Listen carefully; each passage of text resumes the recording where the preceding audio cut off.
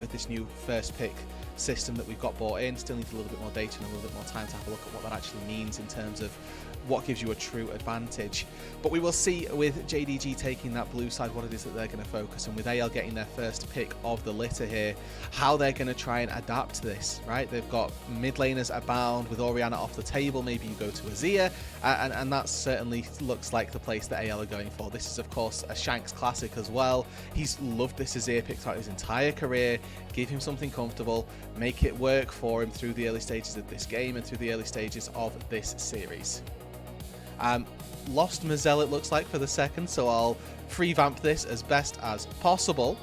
And we'll see how the rest of this draft ends up playing out. Again, we know that Shanks is this really prolific Azir player, but now JDG get that answer. We've seen things like the Akali come through against Orianna. We saw Ziggs just in the last series.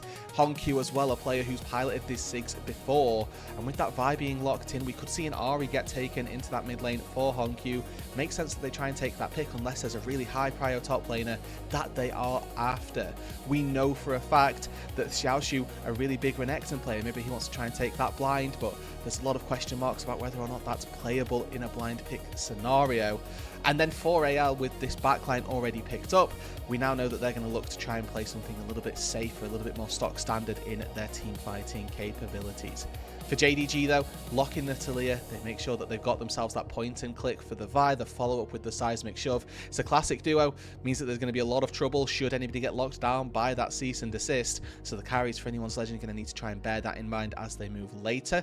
What I will say, both of these two carries for the solo laners that AL have locked in can build a Zhonya's. So if the Vi does go for an ulti, you press go golden, and then all of a sudden that engaged threat has been stopped in its tracks. It does mean that you can get followed up on a seismic shove if the timing's there from HongQ, but that is not to be worried about if you've stopped the Vi ulti as well. Something as well for JDG that we saw them do really, really well throughout their series yesterday was actually use that LCP synergy to link up really well with JunJia and HongQ.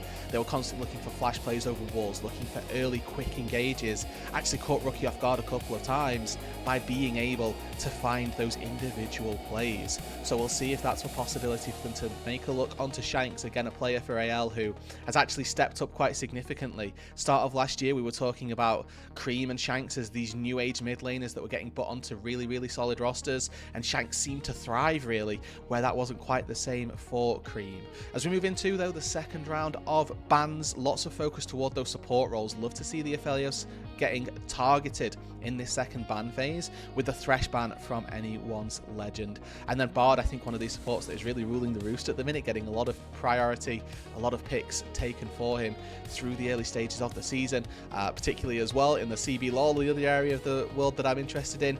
They have been prioritizing this Bard very highly, so getting this taken out of contention just removes some of that playmaking potential, especially for a support like Kael. So very, very good to see this taken off the board, and with the mismatch in the top and the jungle between these two teams in their first few picks, no surprises if JDG and anyone's legend look to try and take a bit of a ban swing in that area. I think Ornn in particular, a really solid ban for anyone's legend here, typically a very good matchup for the Ornn into the Rumble, and obviously with a lot of follow-up engage that could be there, would be no surprise to see that taken off the board. Not going to be the case though. They opt for the Ambessa. Again, very solid in that instance. So we'll see whether or not it is that JDG can round out this composition with something stable on that top side, something that's going to look to try and battle quite heavily with the Rumble. K'Sante locked in, and that's going to be a nice stable top side for Xiaoxu to try and take in. Again, a pick that he saw a lot. Mazel, you're back. Welcome. I am. My PC crashed. I love it. Lovely. It's wonderful. So we're going to get to this thing. I got to catch me up a little bit. I heard you talking a bit as we went through it. But I do actually really like a lot of the team fighting aspect that AL is kind of going for here. I do wonder what they kind of want to lock in for Tarzan. It's going to be a more aggressive pick of a Kiana coming through for him once again. Yeah, and I think that that's obviously something that Tarzan has flourished on, right? His ability to pick a carry and try and almost dictate the pace of the game with it has been something he's done super tremendously throughout his entire AL tenure, or say tenure, career at this stage, with just the 1 year under his belt. The Yunara, though, locked in, not something that I particularly talked about, but it was answered with the Aphelios. This has been a rising answer for the bot side of the map, and again, in this legacy of Gala versus Hope, it's another chapter being written where Gala actually gets his hands on an answer that has typically been very, very successful. The Unara not really been able to find too much success explicitly in the Masia Cup as well. There was lots of people that were quite happy to take the Aphelios into the Unara, and it ended up paying off very well. I'm going to do Roodood Anger Translator. Aphelios is busted! No, the champion is ridiculous. There's a reason why I feel like we've seen it banned a decent amount, but I'm very curious now to see what that bot lane has in store, because we talked so much about 2v2, maybe not so much, a little bit in favor of AL. It's really that team fighting aspect, you know, the carry in those fights that we're really looking for Hope and Gala, and they've both set themselves up pretty well here, but they got to be played towards in some regard. Yeah, I think that this top side of the map you can probably leave in the lurch. I think mid lane is going to be an area of the map that we could easily see some focus on as well, right? The Azir creates terrain for the Qiyana to try and shuffle you into. The Taliyah is going to be immobile, so there is definitely an element of possibility through that mid lane. But obviously that bot side as well, we're looking at double engage supports. It's going to be successful if you look for a hook, if you look for an engage down on that bot side as well. There are multiple avenues to success and multiple areas that these junglers can get off to the races. Just because top lane should be a farm fest doesn't necessarily mean that one of our junglers won't make an early trip up there. It's very, very common actually to just see full clear gank top, and sometimes top laners do get caught out by it. It's been a trend as old as time through League of Legends, but even still in this day and age, you forget to ward, you get ganked, a big oopsie can unfold. Well, hey, we're getting into the thick of things now. We are getting in to the first official Tabe Bowl.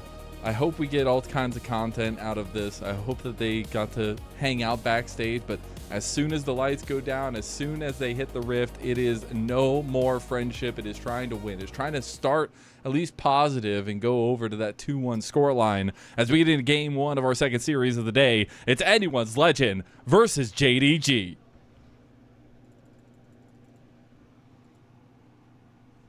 Well, and they are sticking to the narrative. There we go.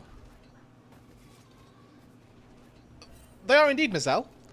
Ghost already popped by Gala, and that's an interesting summoner spell choice as well for the JDG fast bot ghost side. pop. Yeah, it is.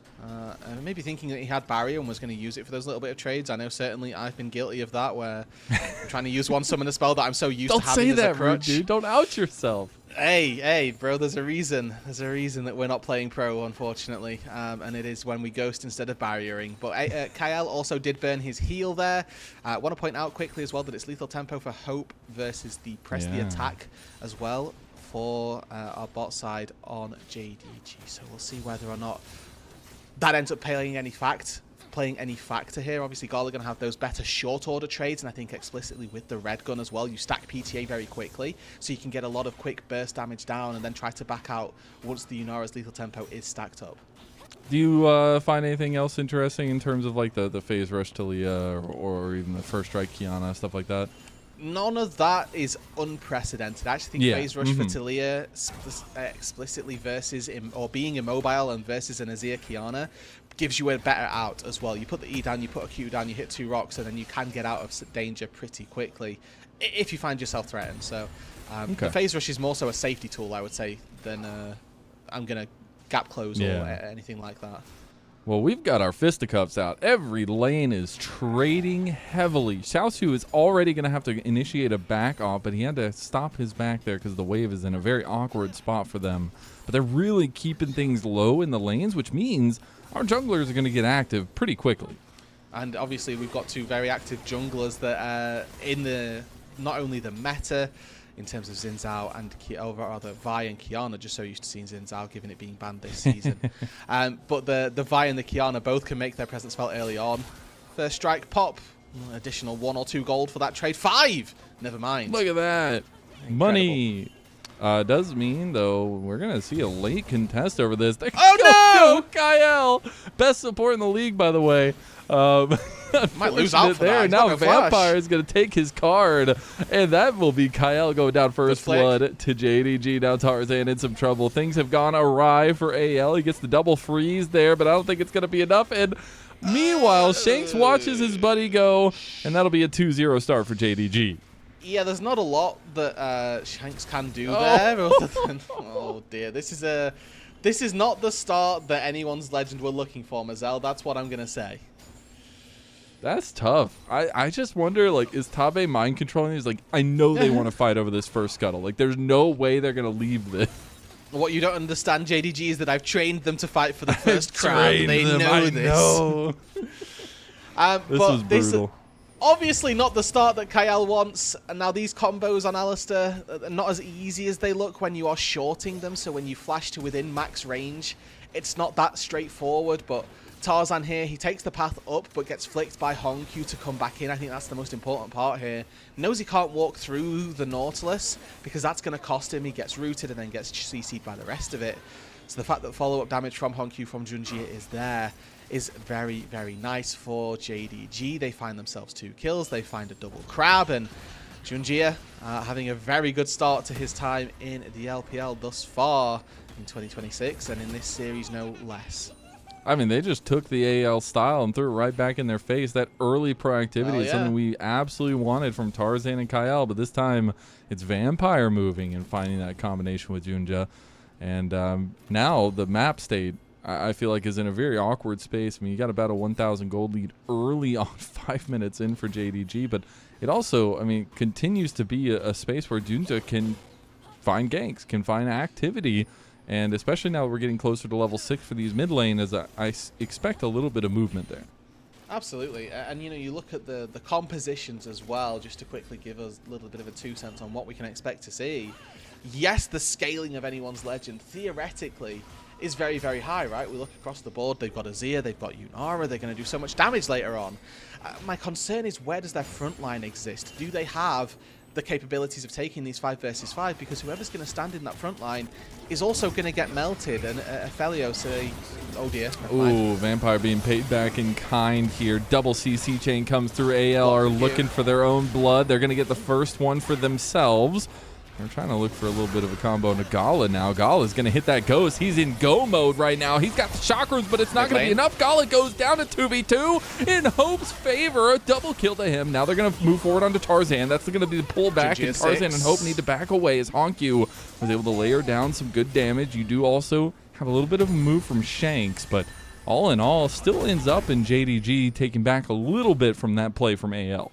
Yeah, it evens up the gold, though. Anyone's legend are going to be very happy with that trade, and explicitly as well, we look at the bot lane duo. It's a big win for Hope and Kael. They find themselves with a couple of kills onto their Yunara, and that's going to push the mid or the bot lane matchup quite nicely in their favor. Dragon will go down to JDG, and on the top side, we saw Flash expended by Flandre, so he had to get out of dodge from Xiaoxu there, who had a really good engage from the Cassante. But overall, Mazel, I do think that sequence, that set of plays, evens the game out for AL, just as we were starting to talk about their scaling and the power of this composition. I think they need to do something a little bit early on in this series to make sure, or in this game, to make sure that they don't just get stat checked by a tank later on. Obviously, we've got good shred from the Rumble Electro Harpoons, and that can set up for Xiaoxu to get shredded, but I think that the way that this composition is going to play out later on does get a lot more difficult as the game gets later. And I do feel like Cassante, not alone Xiaoxu's Cassante, gets a lot of value later on in the game. Now, JDG were able to secure that first dragon. We saw that, but in about 45 seconds, there is the grubs coming up. And I want to see which team really wants to move up there, get some preemptive vision, and kind of control that side of the map. Because you say we want to continue seeing kind of JDG push the tempo here in some ways, maybe AL trying to push those tempos, but that grub will absolutely do so. Yeah, neither of our supports looking for a recall just yet. Typically, you see the supports look to try and help out a little bit more, and with JDG hoping to try and crash this wave, you'd expect Vampire to look for a recall, but Hope now looking quite aggressively with these stacked up Qs. Good trade already, but Gala red-white don't want to go too far for an engage, even though no combat summoner spell on this Ophelio's purely excessive team fight utility in his back pocket with that ghost. The flash still up and available makes it really tricky. I will say, looking at those items, as Hope and Kael, I'm looking for every fight that I can get. Gala is sat on a Cull and a D-Blade. A slingshot is just a means to an end for a first item. It does not give you the dueling power that a Hearthbound Axe, an extra longsword, and the triple tonic stats as well. Like, you do just win trades if you are able to try and take them, so any sort of 2v2 should be good. And right now, I do feel like with Hope having that team fight setup with the transcend oneself. Still feels really good in some of these next fights, but interestingly enough, both teams have kind of led away from that top side. Hey, I guess we said in draft that they need to play around bot side, and they're doing so holistically. Yeah. But we'll see how quickly that changes now that we have resets coming out. And importantly as well, there's nothing monetarily to be gained by either of these junglers. I think that if they go to the mid lane, they're just going to burn flashes. It's very unlikely that they're going to get kills. The state of bot lane at this time as well, they're not going to get kills. They're probably just going to get flashes unless there's a god hook being landed. But until level 6 comes through for Vampire, that's not so likely. Oh, Vampire, you got to be careful. There could be a roam and a flash comes out. That'll be big money. No flash for on AL to Flandre. Speaking of big money, he's going to go down big money to Xiaoxu. That'll be the 2v1 kill. And that'll be Rumble being taken out of the top side ahead of the grub spawn. Or fight, we're starting at least. to see as well a little bit of why Xiaoxu was the one part of JDG that got to stick around. Kael caught. Oh my god, he has no ult. He can't tank that damage. He's immediately taken out of the fight. And that brings up your conversation of no frontliner. And that just means that JDG will take whole objectives here in the Dragon and the Grubs. As we do see the dredge line going through onto Tarzan. They back away. Only got one of the Grubs down. Shanks is coming in. Shanks gets CC down, gets chained to hell, throws in the Emperor's Divide, but it doesn't matter. JunJia has cleaned up a kill. We've gotten 2 down now. HongQ gets his own onto Shanks, and this now means Tarzan has to retreat. Question marks for anyone's legend and their ideas around fighting there. Shanks throws himself into the mix a bit in a 1v3. He doesn't have any follow-up from his team as Kael's 1 HP. Tarzan doesn't particularly have the spells to try and take it down as they committed everything to Vampire, who just kind of tanked it like a champ with that Kindle gem in his inventory. And anyone's legend deciding to try and take that fight around the Grubs, I'm very confused by. Brutal, we can take a look man. at this to begin with. Kael starts this fight with 400 HP, has to burn his ulti to withstand HongQ. Tarzan can't really contribute, he's got no spells now, he's just base Kiana, and Shanks has hopped in essentially into 3 people. Yeah, he gets a shuffle off, but that actually just kills his support. Yeah. And JDG probably shaking their or scratching their heads a little bit as to how this game has been made so easy. And I want to quickly point this out here, Lennon, because it is a crucial part of the JDG brand for this year. Look at who are the 2 that are succeeding. Yeah, baby. JunJia and HongQ in that mid lane. 3-0-3 for the jungler. It's a mammoth start for these 2. LCP transfers represent. Well, hey, JunJia was over here before, but you know, kind of won a world championship. But so it's just a little something. I don't know. But yeah, since coming over from LCP, from that CFO roster, I think they turned a lot of heads at Worlds, and it's really nice to see them finding a little bit of comfort here with the Tabe Bowl, at least starting off 3-0-3 for JunJia, and I don't think it's going to stop anytime soon. I mean, the momentum that JDG has, they can now kind of crash that into more objectives. About 1,000 gold, it's nothing to write home about. And AL, the ones that are actually pushing the tempo by starting up this dragon here. Back just got completed by HongQ. Can try to get out here, though, with the Weaver's Wall. Yeah, and he's obviously got the Tilia passive to walk on terrain a lot faster, but going to be tricky for them to get in here. Kael threatening in that front line, and space taken by anyone's legend means that they are going to be able to secure this dragon, and doesn't look like they're going to look for too much after the fact. Just going to have to give up a pink ward. Wave gets picked up by Hope, and all told, it's a pretty decent win for anyone's legend. They stop the stacking from JDG, and they're looking to try and start their own, again, for a team that we're hoping to try and push the pace of this game that little bit earlier. Them finding this early dragon going to do them a good service when we look at finding late game conditions to win. Shanks thought he could find HongQ, setting up Tarzan there, but could not do so. Has to flash out of seismic shove. That's a big cooldown down for an Azir. And as well, that's a game of chicken they're playing. Oh, they want it. They knew Tarzan was over here hunting, but he does hop right over the Weaver's Wall. It was a tricky play. It was a fast play, but JDG aren't able to get much out of it. Now they're going to try to contest over the red buff, but Vampire has just walked himself into a saloon that nobody was asking him to walk into. It will mean the red goes over. JunJia goes for the flash play. They got the cease and desist on Tarzan. Tarzan's getting low. Tarzan goes down. HongQ goes over. 3-man knockup by Kael, and Shanks is just ripping them a new one. Shoved into the turret. JunJia goes down, and Shanks goes on fire. That's your best support in the LPL from 2025. Mazel triple pulverize, saving the fight on that top side.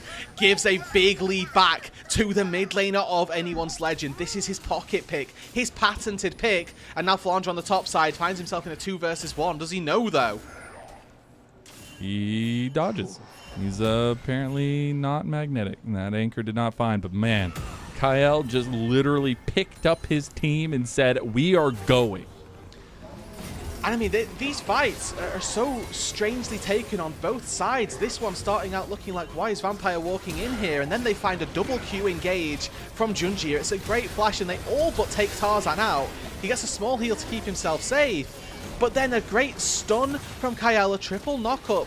Gets 3, and then the E proc. He's charging his trample the entire time, and as soon as the Q gets channeled by JunJia, he's immediately stunned. He can't get access to Shanks. Really, really well played there by the support of anyone's legend. His cooldown's coming up just in time to make that one work, and this time HongQ, see Flandre's got the fancy feet. He's got the flash instead. He does not. He has the flash, unfortunately. Yeah. But this is the kind of stuff I want to see from HongQ. I want to see him moving around the map as quickly as possible, right? We just saw him complete his quest. Everybody except for Kael, hilariously enough, has completed their quests already in the game.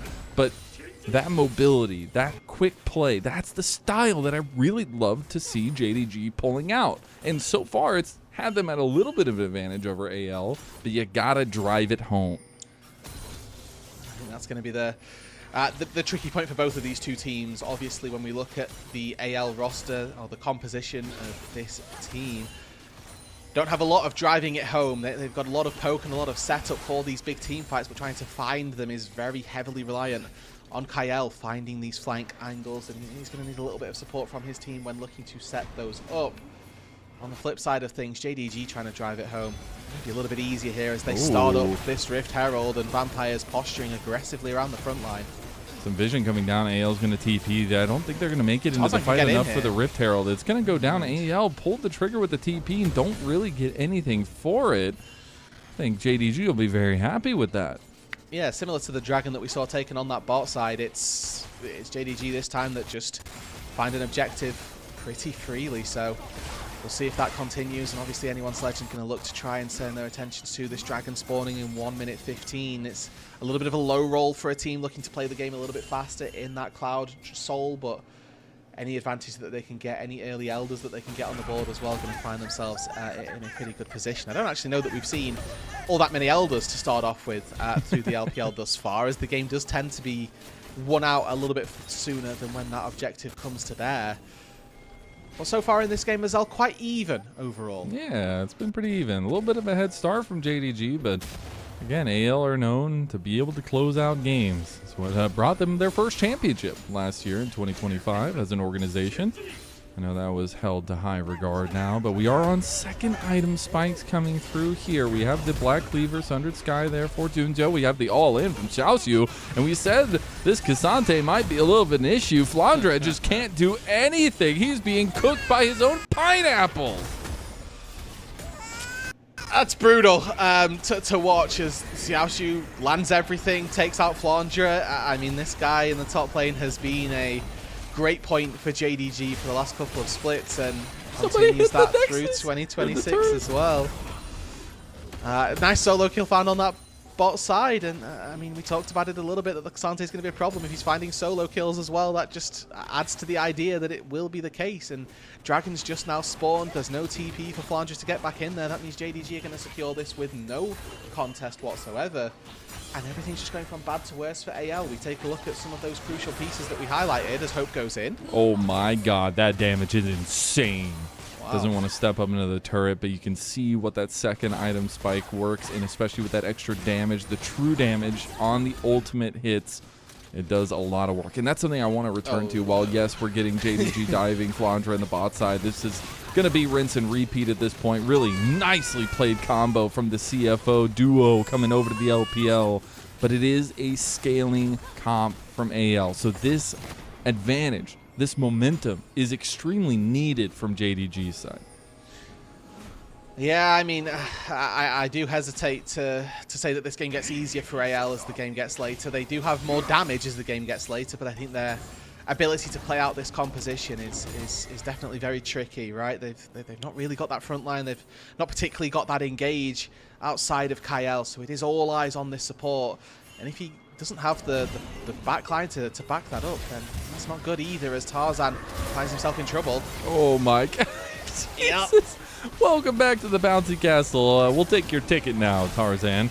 As Hope's trying to fire a little bit back, but it seems like it might just be some Roman candles that he's throwing. HongQ. Yeah, only Kael, and Kael's already getting chunk is thrown back. He has to pop the Unbreakable Will, and that's going to be another big cooldown down. JDG finding and picking just the right fights.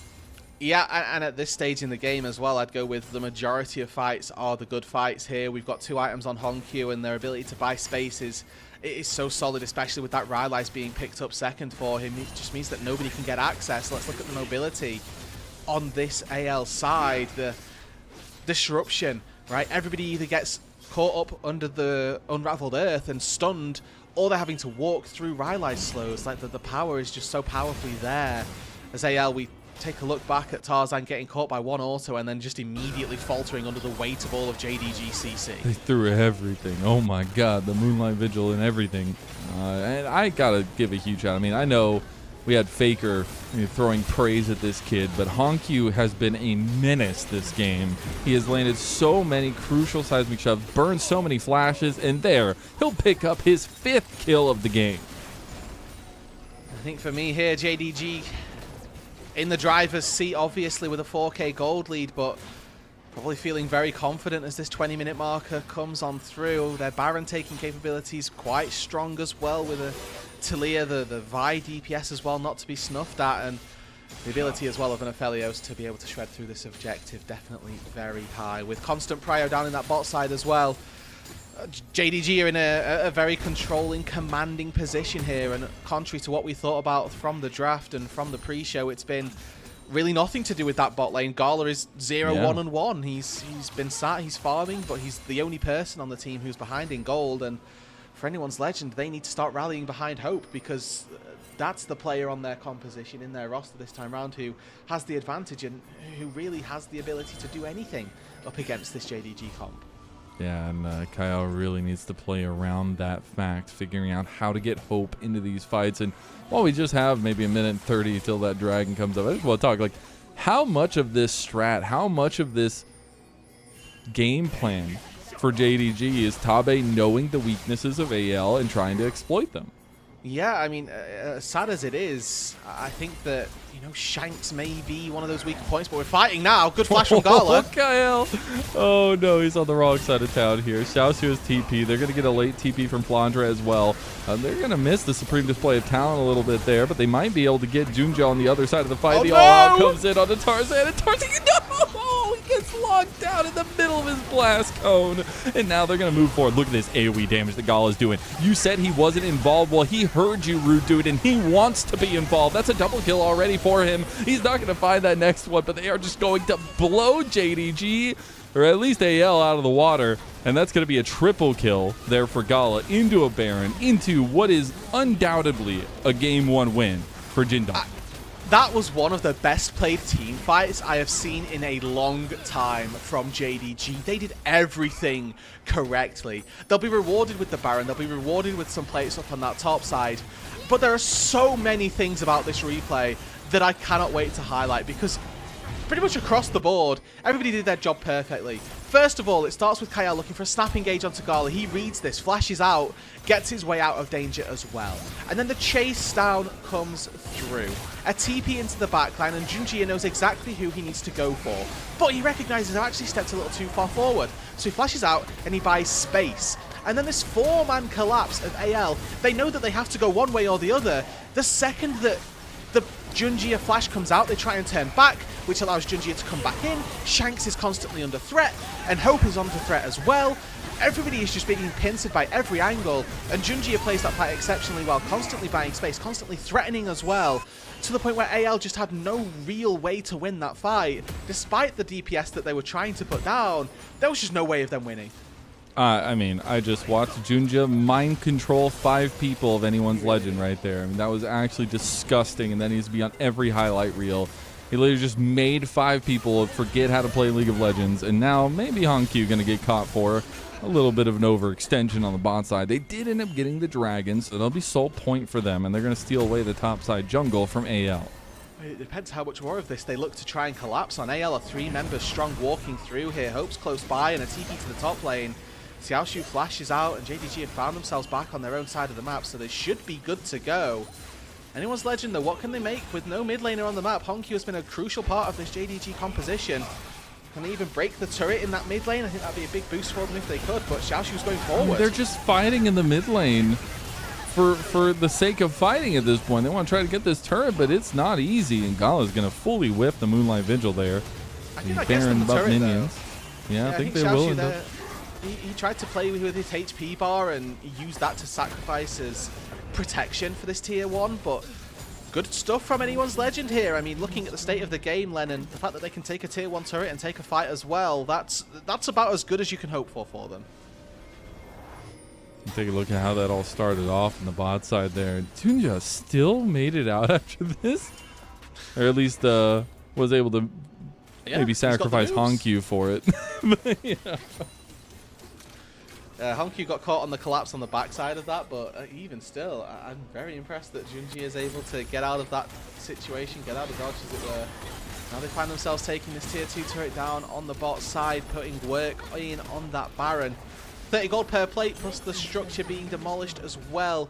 There's a lot of gold getting picked up here. That's increased by like 1,000 gold, the lead it's just gone up to now, by just taking one turret, so...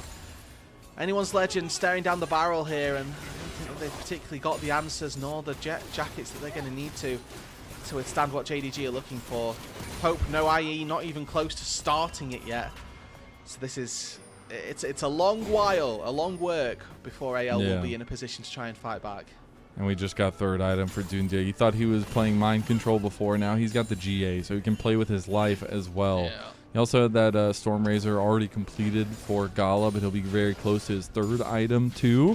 And there's the item you said you wanted to see more. Yeah, he's playing Move Speed Aphelios, and I love it. He's got the Ghost, he's got the Phase Rush, and again, I'm looking at their engage potential that Anyone's Legend has, and it's exclusively Kael, and one auto attack gives a lot of movement speed now over to Gala.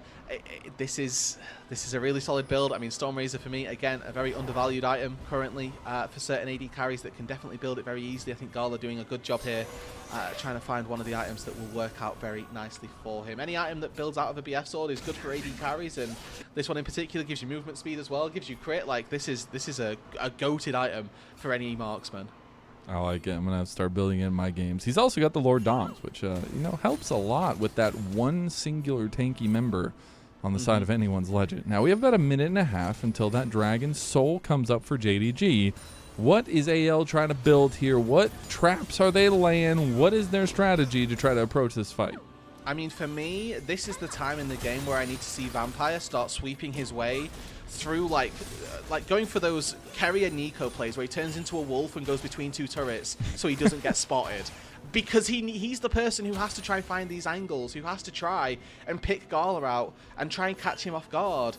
Walking in through the front door isn't going to work. You have to go through Xiaoxu, you have to go through JunJia and Vampire, who have been such good bodyguards. And 58 seconds left on that Dragon. The fact that they have spotted Kael just means that they kind of know there's no real danger. And I think that for this AL roster, them walking in is not something that they will find success with. So Kael has to try and get creative, but look at the vision that's being laid down already. Every single entrance to that bot side is absolutely spotted out. So there's not a lot to be done. And they're just going to have to try and hands check, but be hands checking down 6,500 gold. And I really feel like you can see and feel a little bit of a difference in the confidence of decision making for JDG. And I think, seeing a roster come together and figuring out, through Demacia Cup and some of the woes that presented, what they wanted to do in the regular season. And yes, having gone down 1-1 now early in the series sets, I think being able to find this confidence, even in a game 1 against AL, is extremely important. And I really like some of the plays that we've seen from JDG. Now they got to bring it home, Mazel. Try to fight over Dragon. Flash from Shanks already here. HongQ with a great flick there forces that one out, and the Dragon's already It's gone. just gone. I mean, they try to get the Supreme Display of Talent in there, and Tarzan immediately has to flash out. Another Moonlight Vigil goes wide. HongQ goes into the thick of things by himself. JunJia just kills Tarzan outright. You got to get that back line, though. Shanks is starting to tear him up. You got to be careful, though. Flandre tries to flash on a Gala. Gala flashes away from Flandre and expertly slices him up with the chakrams. A double kill goes for JunJia, and Shanks goes down, too. You thought they had something. You thought AL were gripping something from death, but death comes for them anyways, and that is in the face of JDG. Straight down the middle, straight down the bot side. No, they're going to go back for the Baron.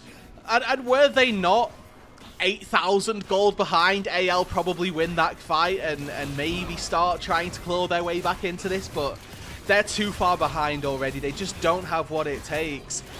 Everything went right for anyone's legend in this team fight. Yes, a couple of skill shots landing, ultimately not the best, but JDG secure themselves another Baron. They will be looking to try and tear this game apart with it. And again, taking a look back at this, somehow Kael gets to flick HongQ into the team, knocks him up, headbutt back in, but the stasis is there. HongQ buys his life, and then Gala gets caught This here play as from well. Gala. He's stunned once again, but he's just ghosted. He's able to walk out to safety, flashes away from the Flame Spitter, and Vampire does such a good job at peeling for his marksman. We don't actually see it, but on the top side, Xiaoxu secures probably an MVP level fight. We're probably going to see it over here as well, Yeah, there you as he go. takes hope out of this. He finds the 1 versus 1 versus the marksman that anyone's legend have needed to rally behind this entire game. And he just barely manages to limp out, playing on the edge of a Cassante's capabilities. Goes back in with the shield, cooldown comes back up. It's just beautiful. Can we send that to Drew Levin and tell him to please buff ADCs? Please and thank you. I'm tired of seeing all this ADC hate of, they don't need buff, they're not that good. Why don't I get to play the game? Huh? Why, Hope's asking him his own question that right now. Unfortunately, Xiaoxu is 5 levels up over Hope. And he just has to stat check. It's not fair, bro. You know, the 5-level That was gap, a we were fully memeing about ramped it. Yunara with Transcend oneself, with 3 items, and a Lord Doms did literally nothing to that champion. Yeah. Yeah. I mean, That's again, insane. we have to look at the fact that this Cassante was 4 levels up over said Yunara. And also has a lot of items in his back pocket, but Hope doesn't even tickle this guy. Like, it's going to take so long for him to try and get through the HP. Maybe the Infinity Edge will be the difference maker. Tarzan, though, finds HongQ. Oh, actually goes for a little quick play on a HongQ. I do wonder if he has his Zanya's back up. I don't believe he does, or I think he would have popped it already. He's using that expert nice CC to get away from the team. And now Gala, his right-hand man, comes back and gets himself a double kill. And now we'll find them moving forward to that top side. I mean, this is probably it, right? There's no frontline now for anyone's legend. Shanks forced away from his tier 2, tier 3 turret, and underneath the Nexus, HongQ's fishing for them. Minions inbound. Shanks is going to fall to the Calibrum here. Thank you. All right, well, strike number 1 in the Tabe Bowl goes to JDG and Tabe's new team. They looked decisive as hell in this game, and it gave AL so many issues. So much tempo was lost in that early game, and AL didn't even look like a shadow of themselves. I mean, JDG just took this game to them, right? Like, AL didn't give themselves the best tools, I'm going to say that. They couldn't really force that game to go ahead. Kael was the only proponent of engage that they had, so they can never look particularly aggressively. And they don't really have the peel either. They've kind of got 4 carries who are all trying to do their own thing, and then that really fell on its face as we moved later and later on. But for JDG, their early game was completely independent of that, really. The mid-jungle duo was on fire. JunJia had a phenomenal start to this game. HongQ was playing exceptionally on the Talia every single time he got a chance to. Those flicks were on point. And those two pairing up, the synergy between them, running over from one split to another, we can see is working out well.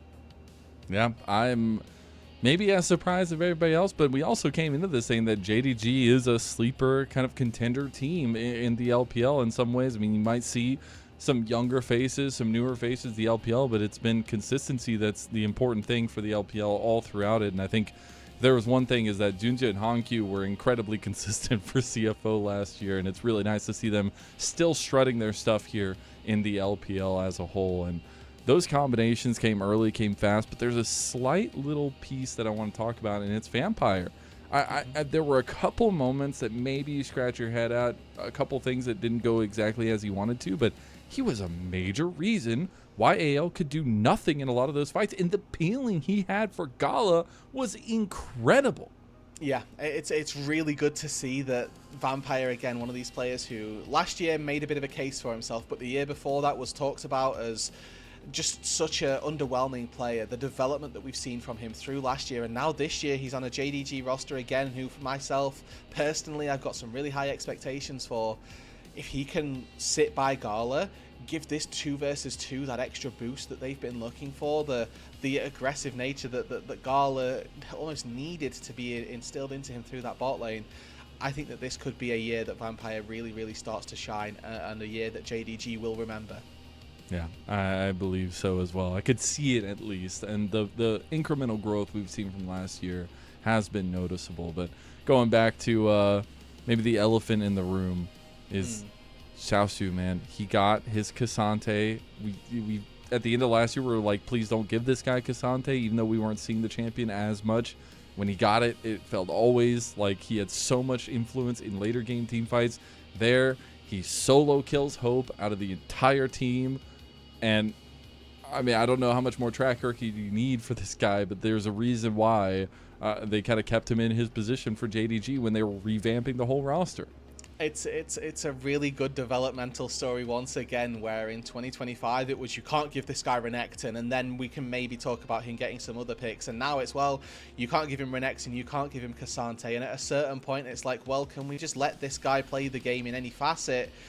Probably not. We need to start looking at focusing him out a little bit more, or is this guy just one of the better top laners that we've got in the league? And I think unequivocally our answer has to be yes. I mean, looking at this, you can see that his damage that he dealt through the game, quite low, but I dare say the majority of that damage that he dealt was all resulting in kills. Yeah, and maybe a lot of it came in that last fight. As really big team effort. Not close to a perfect game against AL, but my God, they got 1 turret, they got 1 dragon, they got 6 kills. It's not far enough from a perfect game that I can feel comfortable about. And I think, again, it comes through the strategy. It comes through Tabe, leading this strategy and the play calling at the beginning, but then these guys executing on it in the game. And I'm sure we're going to see a continuation of that kind of fast tempo play, kind of keep AL at bated breath and figure out now how AL need to change things up and fix things. Yeah, I mean, for this series, especially in relation to yesterday as well, AL off the back of BLG defeat, they'll probably think, okay, BLG are a pretty solid, like, probably the best team that we have in the LPL. Taking that defeat isn't the worst thing in the world, but JDG are off the back of a defeat to IG, one of our I'll say weaker teams in Ascend, for what that's worth, but they probably shouldn't have lost that series, and they're going to come in like they've got something to prove, and in game number 1 they've definitely proved it. I think that in game 2 we need to see them obviously continue with that and make sure that they are able to put their foot to the floor and take this series convincingly. But for anyone's legend, 2 series defeats back to back is never going to feel good, and especially up against these top 2 teams, it doesn't just speak to their power in the regular season, but it starts to make us think about the playoff implications as well, where, well, you couldn't do it in the regular season, why do we expect you to be able to do it postseason?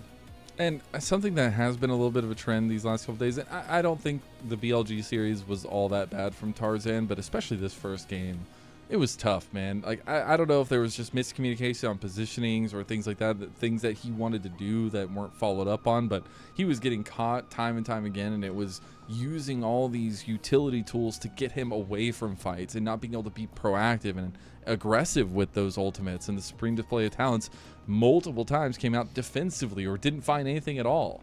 And one thing we learned from AL is that Tarzan needs to be in a place where he can drive the damn car. Yeah, and when he finds himself in these positions where he's behind, I think one of the benefits that AL had last year was that he'd be able to find scraps to get them back into the game, right? And this time round, JunJia just did not let that happen whatsoever. I mean, this was a vitally a masterclass. It's worth saying. I think that everybody really pulled their weight on JDG, but those 2 in particular from the mid lane, from the jungle, they absolutely popped off. They stood out when they needed to, and to say that it needs to change for game number 2 is an understatement, as AL largely relied very heavily on their jungler throughout the entirety of last year, and that doesn't look to change as we come into this year. How many times do you think they're going to go over that play where JunJia just mind controls all of them in River behind the scenes? I feel like that one's living rent-free in my head, and I wasn't even in the game. That was disgusting. They have I mean, the fight was so well played, and for AL, they are caught in a bad spot there, but they've put themselves in that position. They are relying on a mistake from JDG, and they just didn't end up giving it to them. It's so difficult, especially on a Vi who's got Q maxed by this point. Like, she's dashing around every 5 seconds. it's really tricky to try and land that CC and take her down. But I mean, for JDG game number 1 in the books, it looked very, very solid, and I'm not surprised in any way that it is going to be JunJia securing player of the game. Yeah, already a second MVP of the game so far. I wonder if they're going to start counting player of the series on this same graphic at some point. But I'm very curious now at what this next iteration of the draft is going to look like for JDG, because Tabe's got something cooked up, but it really was JunJia and HongQ, like you said, this combo from CFO that has looked so damn good already in this series, and something that didn't look all that great and just in their last loss against IG. So we'll see if that consistency remains certain for JDG, or if AL can try to bounce back and give us a 3-game series. I hope we get a good bout, and I hope we get a good game number 2 in this Tabe Bowl of sorts. So we'll see you on the other side of this break, and we'll see you for game 2.